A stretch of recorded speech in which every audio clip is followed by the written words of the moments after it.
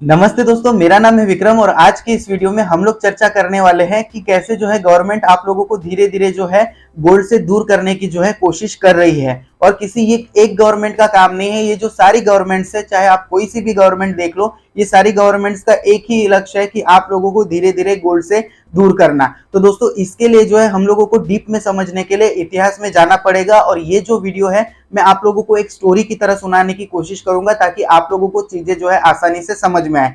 लेकिन दोस्तों उससे पहले अगर आप लोग चैनल पे नए हैं तो चैनल को सब्सक्राइब कर दे और वीडियो अगर पसंद आए तो इसको लाइक जरूर कीजिए।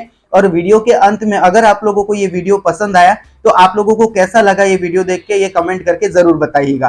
तो देखिए दोस्तों, अगर हम लोग बात करें कि कैसे गवर्नमेंट जो है आप लोगों को धीरे धीरे गोल्ड से दूर करना चाहती है, तो आप लोगों को सबसे पहले समझना होगा कि ये जो पैसा है जिसके पीछे पूरी दुनिया पागल है, इसका अस्तित्व कैसे हुआ या फिर ये जो है अस्तित्व में कैसे आया। तो देखिए दोस्तों, हजारों साल पहले जब मानव सभ्यता की शुरुआत हुई, जब मानव जो है गुफाओं में रहने लग गया था, उसके बाद में जो है धीरे धीरे वो जो है शिकार करने लग गया था, तो उसके बेसिकली दो ही काम होते थे। वो दो काम थे, एक तो शिकार करना और दूसरा काम था अपने आप को जिंदा रखना।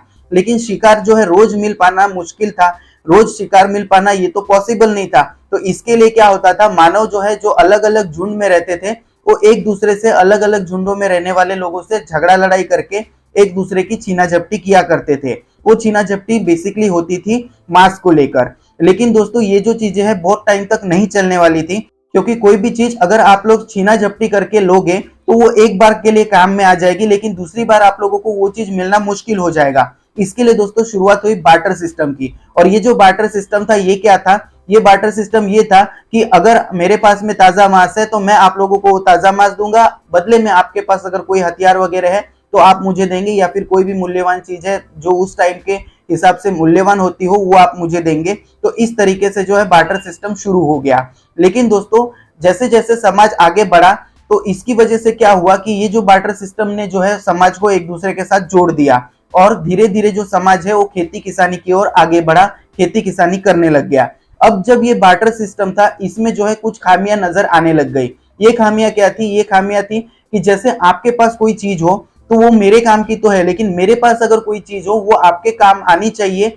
ये जरूरी होता था बार्टर सिस्टम में। मतलब दोनों पक्षों का जो है रजामंद होना जो है जरूरी होता था बार्टर सिस्टम में। और इसमें क्या होता था कि बहुत सी बार जो है दोनों पक्ष एक दूसरे से सहमत नहीं होते थे। इसके लिए लोगों को कुछ अलग चीज की जो है रिक्वायरमेंट जरूरत पड़ने लग गई। और ये जो जरूरत थी ये किसी ना किसी कमोडिटी जो करेंसी है उससे जो है दूर हो जा सकती थी। अब ये जो कमोडिटी करेंसीज थी ये क्या थी, अब ये जो कमोडिटी करेंसीज थी ये थी जो मूल्यवान वस्तु उस टाइम के अकॉर्डिंग थी। जैसे मोर के पंख हो गए, उसके बाद में अल्कोहल हो गया, उसके बाद में जानवर हो गए, उसके बाद में जो है गोल्ड हो गया, उसके बाद में जो है सिल्वर हो गया। तो ये मूल्यवान चीजें जो है आपस में लेन देन करके लोग जो है एक दूसरे के साथ में जो है व्यापार करने लग गए। लेकिन दोस्तों धीरे धीरे ये भी चीजें जो है कहीं ना कहीं जो है सक्षम नहीं थी जो एक स्टेबल करेंसी है उसको रख पाने में। उसके बाद में दोस्तों हुआ ये कि गोल्ड और सिल्वर को मेल्ट करके कुछ कॉइन बनाने की शुरुआत हुई ग्रीस में। और ये जो शुरुआत हुई ये जो है इतिहास को पलट देने वाली शुरुआत थी,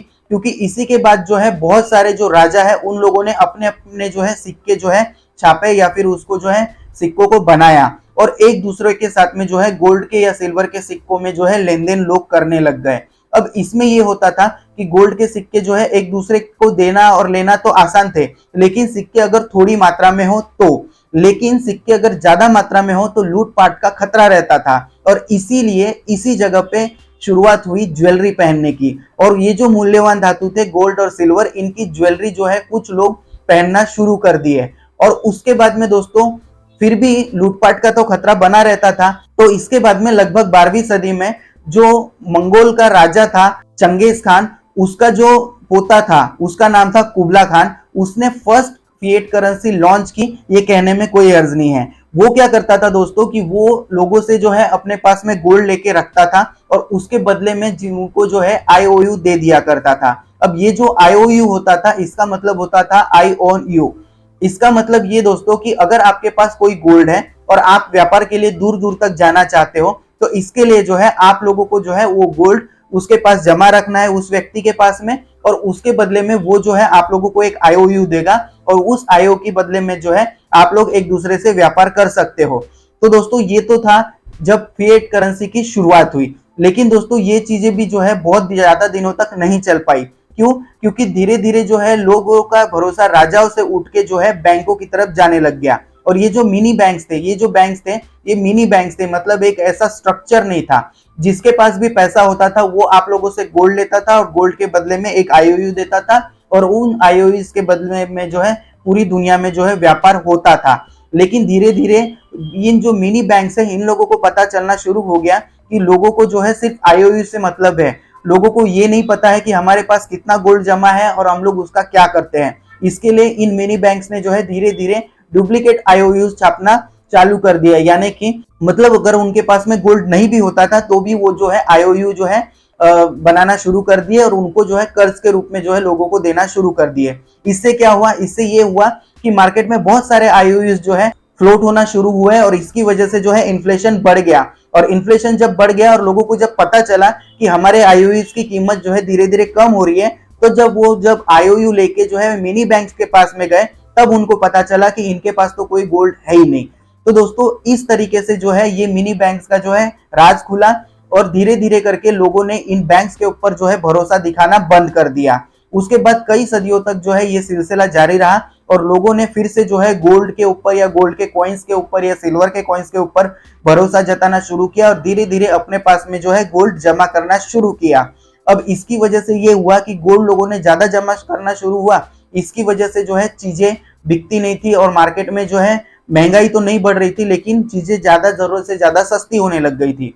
फिर इसके बाद में दोस्तों शुरुआत होती है 18वीं शताब्दी की। और 18वीं शताब्दी में जो है जो इंग्लैंड है उसने ये तय किया कि हम लोग अब जो है जितना हमारे पास में गोल्ड है उतनी जो है करेंसी छापेंगे और वो जो करेंसी है वो हम लोग जो है मार्केट में फ्लोट करेंगे। इससे ये होगा कि ना महंगाई बढ़ेगी ना महंगाई घटेगी, क्योंकि करेंसी जो है डिपेंड रहेगी गोल्ड के ऊपर, क्योंकि गोल्ड जो है सबसे महंगी चीज है। और इसी के साथ साथ 19वीं शताब्दी में भी यूएसए ने जो है ये जो करेंसी है, जो गोल्ड बैक करेंसी है, उसको जो है एक्सेप्ट किया। लेकिन उसके बाद में 1933 में जो वहां के राष्ट्रपति थे उन्होंने जो है गोल्ड से बैक होने से हटा दिया और ये कहा कि अब जो है हम लोग जितनी चाहे उतनी करेंसी छाप सकते हैं, हम लोग इसको जो है गोल्ड से बैक नहीं करेंगे। और इसी तरीके से इस फिएट करेंसी की शुरुआत हुई जो धीरे धीरे करके जो है गोल्ड से अपने आप को जो है छुड़ाना चाहती थी। अब दोस्तों बात यहीं पे खत्म नहीं होती है। इसी दौरान जो है द्वितीय विश्व युद्ध जो है शुरू हो गया और द्वितीय विश्व युद्ध जो है 1945 में जाके खत्म हुआ।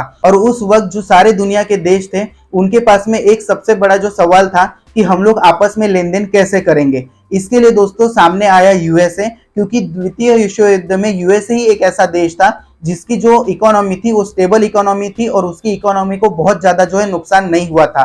तो उसने जो है अलग अलग देशों से ये कहा कि आप लोग जो है अपना व्यापार जो है डॉलर में कीजिए और ये जो डॉलर है मैं इसको जो है गोल्ड से बैकअप देता हूँ। गोल्ड से बैकअप देता हूँ यानी कि अगर आप लोग डॉलर में व्यापार करना चाहते हैं तो आपका जो गोल्ड है मेरे पास में जमा कीजिए और जब भी आप जो है डॉलर मुझको रिटर्न करेंगे तो मैं आप लोगों को कुछ डॉलर्स के बदले में जो है कुछ पर्टिकुलर अमाउंट का जो है गोल्ड दे दूंगा। तो इस तरीके से दोस्तों जो डॉलर है वो दुनिया भर में जो है ग्लोबल करेंसी बन के सामने आया और जो गोल्ड है उसको धीरे धीरे करके जो है करेंसी से दूर किया गया। लेकिन दोस्तों ये जो डॉलर था जो गोल्ड से बैकअप था ये भी कुछ ज्यादा दिन तक नहीं चला, क्योंकि साल 1975 में यूएसए और वियतनाम का जो युद्ध हुआ था उसकी वजह से यूएसए की हालत बहुत खराब थी। और इसके लिए यूएसए ने क्या किया, यूएसए ने ये कहा कि जो ये डॉलर है उसके साथ जो गोल्ड बैकअप में है हम लोग उसको जो है हटा रहे हैं। अब जो है डॉलर के साथ में गोल्ड बैकअप में रह रहेगा। इसकी वजह से क्या हुआ, डॉलर की जो कंडीशन थी और ज्यादा खराब हो गई। लेकिन दोस्तों इसी के साथ साथ जो है दुनिया और आगे बढ़ी और डॉलर ने फिर से बाउंस बैक किया और डॉलर कैसे जो है रिटर्न फिर से आया, ये सारी चीजें जो है मैं आप लोगों को नेक्स्ट वीडियो में बताऊंगा। और कैसे जो है उसके बाद में शेयर मार्केट और उसके बाद में जो है गोल्ड की ट्रेडिंग, ये सारी चीजें मिलके जो है धीरे धीरे जो है मार्केट में व्याप्त होने लग गई। ये सारी चीजें मैं आप लोगों को नेक्स्ट वीडियो में समझाऊंगा। ये वीडियो आप लोगों को कैसा लगा ये कमेंट करके मुझे जरूर बताएं, क्योंकि अगर इस वीडियो में कोई कमी है तो मैं आप लोगों को नेक्स्ट वीडियो में उसको सुधार के आप लोगों के सामने रखने की कोशिश कर सकूं। और दोस्तों मैं आज शाम को 4 बजे लाइव आने वाला हूं, तो अगर आपके गोल्ड और सिल्वर से रिलेटेड कोई सवाल है तो वो सवाल जो है आप मुझसे लाइव सेशन में पूछ सकते हैं। तो अगर आप लोग फ्री है तो 4 बजे लाइव सेशन में जरूर आइएगा। वीडियो अगर पसंद आया तो वीडियो को लाइक कीजिए, दोस्तों के साथ शेयर कीजिए और चैनल पर नए हैं तो चैनल को सब्सक्राइब जरूर कीजिए।